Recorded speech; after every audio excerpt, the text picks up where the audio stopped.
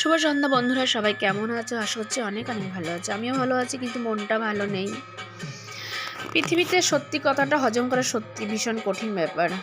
যে বাড়িতে মানুষ একজন মারা যায় বা পৃথিবী ছেড়ে বিদায় নেয়, তখনই সেই বাড়িতে রামায়ণ গান করা হয়। তো এই বাড়িতে রামায়ণ গান হচ্ছে, এই বাড়ির বড়দা মারা গেছে। ওনার যাওয়ার কথা না, মাত্র বয়স 50 বছর। কী হয়েছে বয়সে?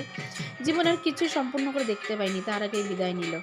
সত্যি ওই দিদিটা কান্না করছে, ওর সঙ্গে আমরাও কান্না করছি। আমার চোখ তো মানছে না, এসে অবধি কান্না করছে, সবাই কান্না করছে। কী করে এই মৃত্যু মেনে নেবে? তবুও মেনে নিতে হবে, কিছু করার নেই, নিয়তির খেলা। তো রামায়ণ গান হচ্ছে, তোমাদেরকে একটু শোনালাম বন্ধুরা। তোমরা সবাই দাদার আত্মার শান্তি কামনা করো। আমার কুশলবের যদি কখনো খিদে লাগে, বৃক্ষ শাখা থেকে ফল পেড়ে আমার কুশলবকে তুমি খেতে দিও। আমার কুশলবের যদি কখনো জল